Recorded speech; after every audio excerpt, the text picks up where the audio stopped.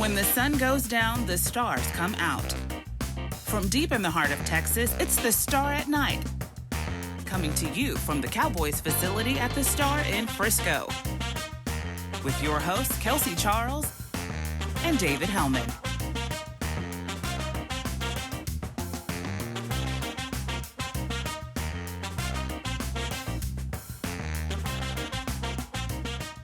Hey everybody, and welcome to a post-season edition of the Star at Night. No, not post-season, not playoffs. Kelsey Charles, my cohort, my partner in crime. I think we saw this day coming, but the Cowboys did their best to stave it off. But the 2020 season is officially behind us. The Cowboys are eliminated from playoff contention. I apologize ahead of time. I'm going to pour one out on your floor. No, I'm not. I won't do that. But yeah, I was like, please don't. Mentally pouring one out for the 2020 Dallas Cowboys. They lose to the Giants on Sunday, and here we are. What do you got for me? I mean, I feel like you said, we kind of all saw this coming, but there was this little glimmer of hope, right? Like, I know you all felt it too, especially in that second half. Kellen Moore, we heard he's going to come back next season. Supposedly, Troy Aikman, by the way, just drops this bomb where he basically said he heard that Kellen actually had accepted the job and then is now staying. So who knows really what happened there? But he comes back in the mix and he's getting creative. Andy's running the ball. And I'm like, okay, like, all right, like, we got a shot at this.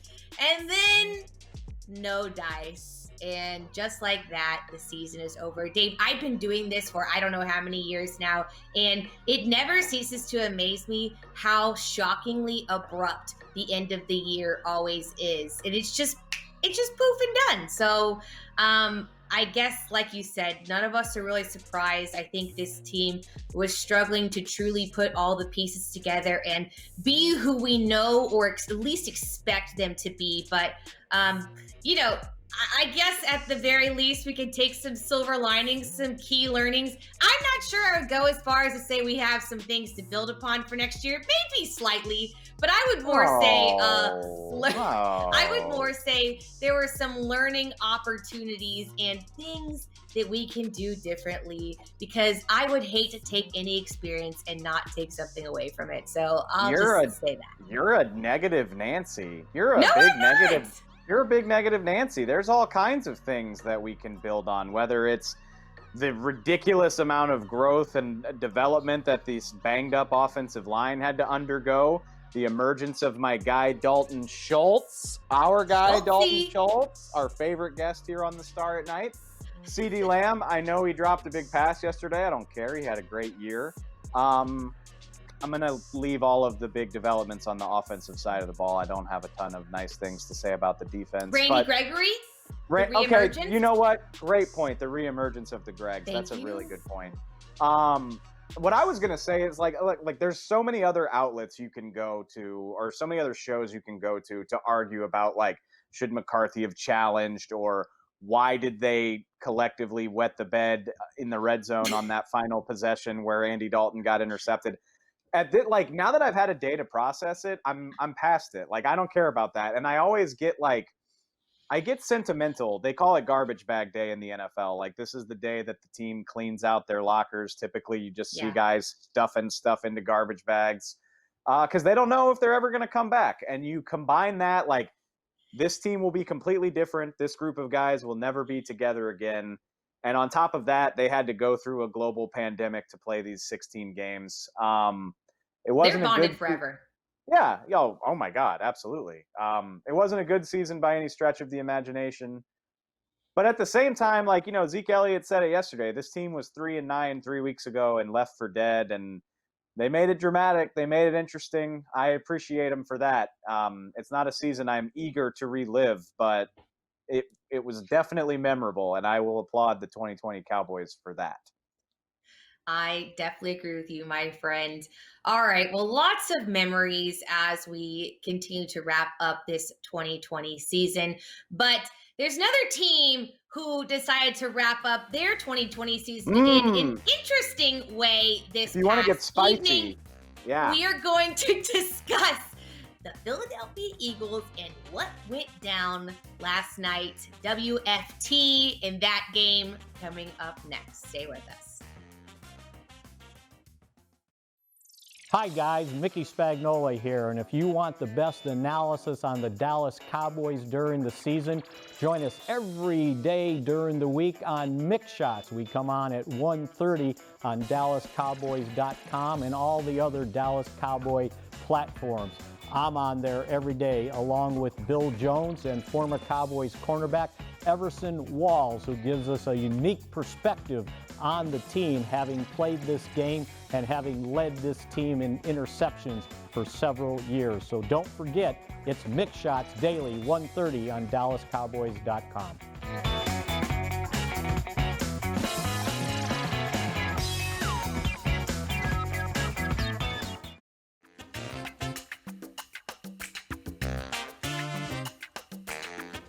All right, Dave. Well, I alluded to it, and I'm pretty sure the entire world was watching last night.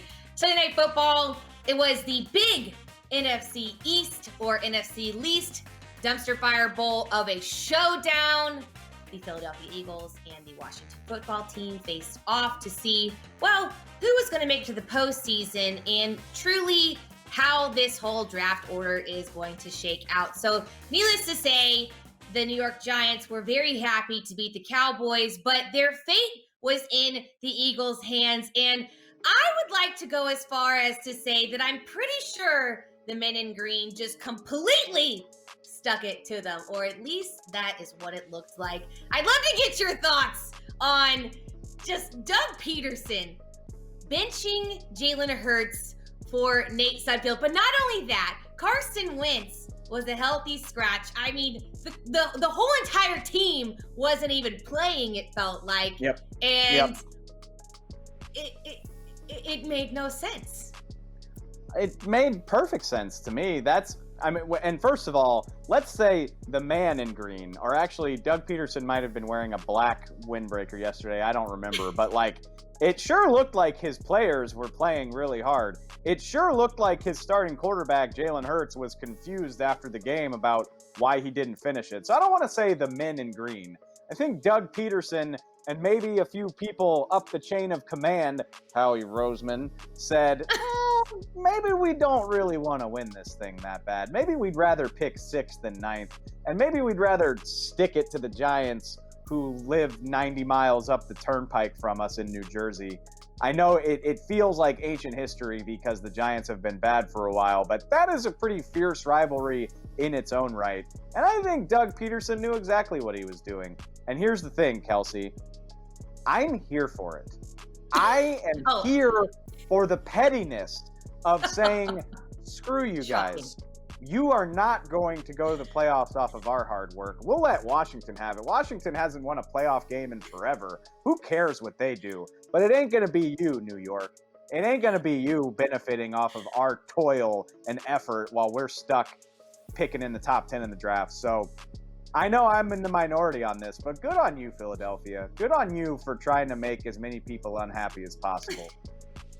It was Team Petty through and through.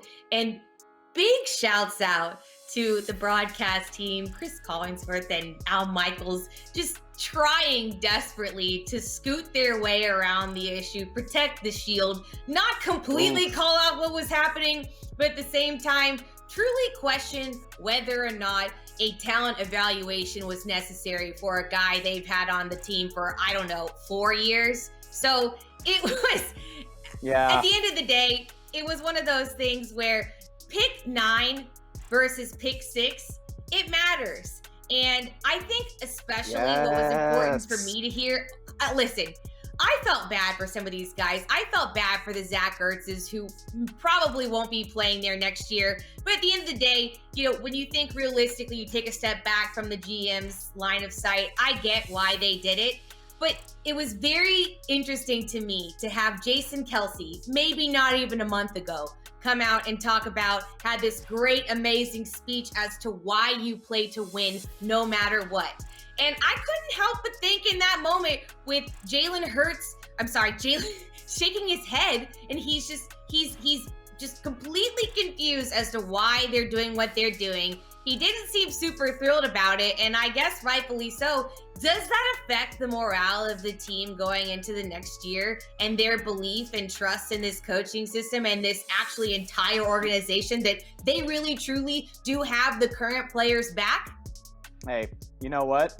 It's good for the players. That means they're good at your job. It's your job to go out there and play hard every week and do what you can. And like I said, it sure seemed like Philadelphia's players were playing hard. It was the decisions of the coaching staff that were undermining it. But guess what? Don't worry about that. It's the front office's job to think several steps down the line. That's why the Eagles traded everything to go up and get Carson Wentz a few years ago. That's why players get cut and traded unceremoniously every offseason, no matter what they've done for the organization. Ask DeMarcus Ware about that. The Cowboys do it too. Yep. So this is $1 billion business. The Philadelphia Eagles are $1 billion franchise that has a long-term bottom line to look after. Absolutely. And by the way, that was hilariously thrilling last night. Like, I got such a kick out of watching that. Sorry for the New York Giants, which brings me to the point. The front office has to do what it has to do, and the players have to focus on the job at hand. Those things don't always mesh up. But I will tell you this. I'm so happy it was the Giants that had to deal with all of this and not the Dallas Cowboys. Like, maybe the Cowboys losing that game was good after all, because I think the world would still be on fire if the entire Cowboys fan base had to suffer through that game knowing that it cost them a playoff shot. So at least we can find some solace in that. I don't even want to think about what my mentions would have been like.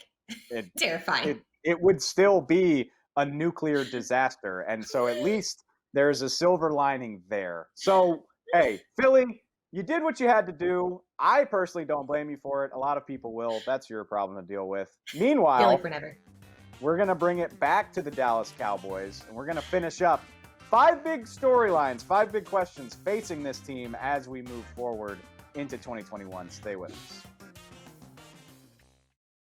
Hey there, everybody. Kyle Yeomans here with DallasCowboys.com, and I encourage all of you Cowboys fans out there to check out Talking Cowboys. The podcast is every week live on the website and on all social platforms at 9:30 every weekday morning. We've got myself alongside Isaiah Stanback, who's actually won one of those during his playing career as a former Dallas Cowboy. He won it with the Giants, but we'll forgive him for that. We've also got Heckma Harrison along with Dallas Cowboys insider Rob Phillips. It's a ton of fun every weekday morning at 9:30. Check it out on DallasCowboys.com.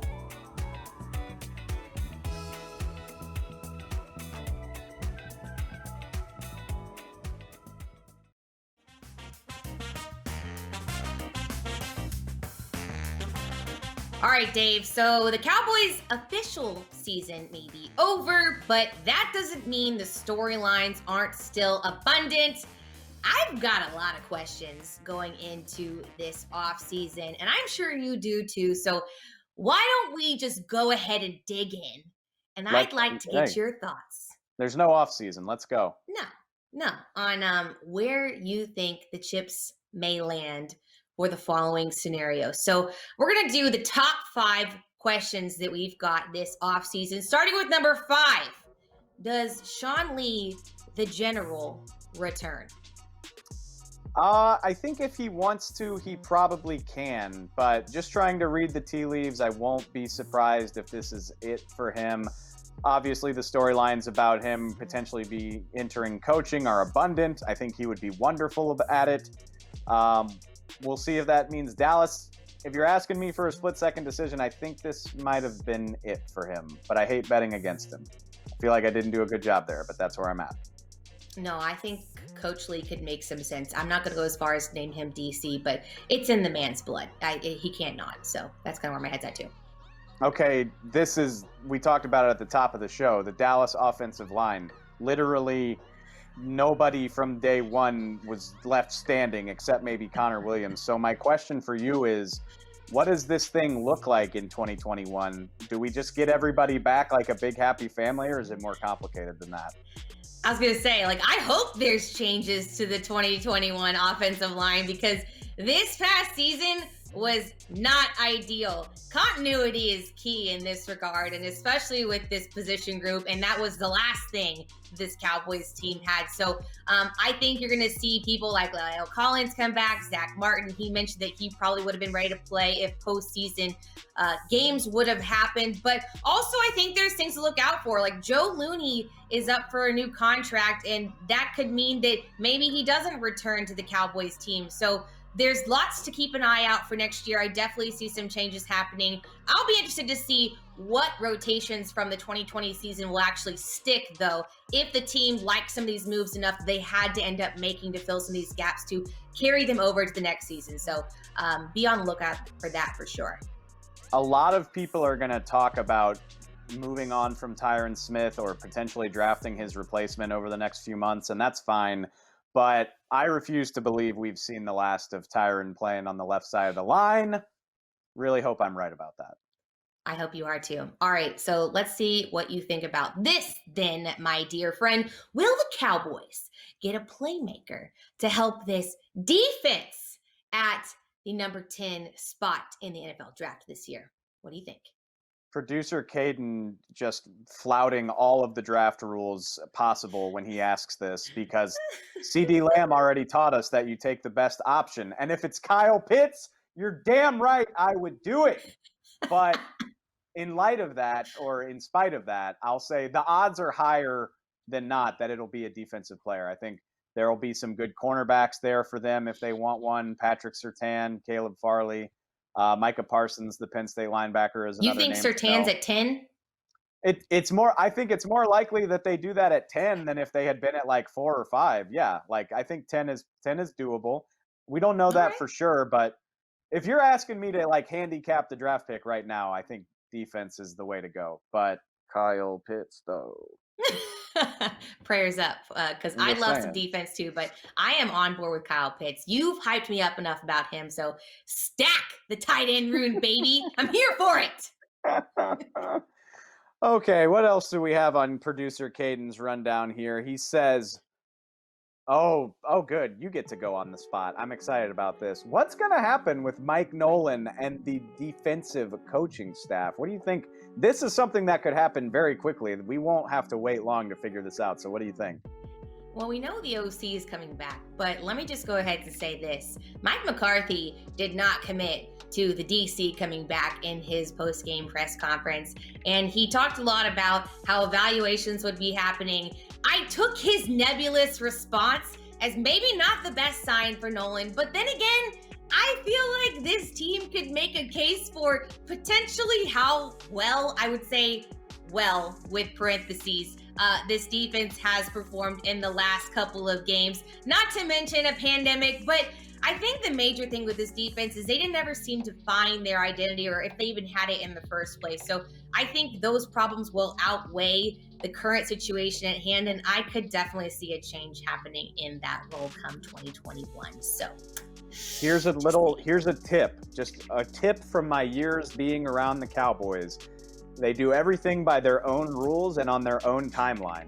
If you will remember, the reports started leaking that Mike McCarthy was going to be their head coach before they had even said anything official about firing Jason Garrett. I don't think they ever actually even fired him. They were just kind of like, all right, your contract's up, bye. Yeah, seriously, they ghosted their head coach. So I think changes are coming, but it's going to be weird and wacky. So just keep your head on a swivel, because God knows what it's going to look like. And for the record, I'm not in the business of firing people because that's way above my pay grade, but I just feel like the breadcrumbs are leading towards something potentially not so great for his future. So who knows? Who knows? I guess we'll all find out together, won't we? But one other thing, Dave, that I would love to find out together with you, and also sooner rather than later, Dak, what about a long-term deal for my guy? I'm going to call my shot like I'm Babe Ruth. Can you see me pointing? There we go. I'm pointing. No. I'm Babe Ruth. Now I'm like pointing right at the wall instead of over the wall. They are going to get a deal done with Dak. We're going to have to be patient. He's going to need to be franchise tagged first, I'm guessing. That'll be sometime in February or March. And like late March, early April, Dak Prescott will get his deal. Before the draft. Like, before the draft. Like April... 10th, April 12th, something like that. All I right. will be like elbow deep in a bucket of ice cold Miller Lights, like enjoying the nice spring weather. And Yep. that's when it'll happen, when I'm very inconvenienced by it. So just get ready for that. That's what I expect. I expect that fully to happen because breaking news only happens when you are out of pocket. So just go ahead and start doing lots of out of pocket things, my friend, just for the juju of it all. Like, this is what Cowboys Nation needs. Noted. All right, guys. Thank you all so much for tuning in with us today. Y'all, the season may be over, but we're not done yet. We've got more shows coming up for you now and during this off season, but that is all we have for you today. Yeah, come on, man. We ain't done yet. I didn't mean to cut you off. You can do your sign off. It's fine. It's totally rude, always. But here we are. For producer Caden and David Hellman, I'm Kelsey Charles. This has been another episode of The Star at Night. We'll see you guys next time.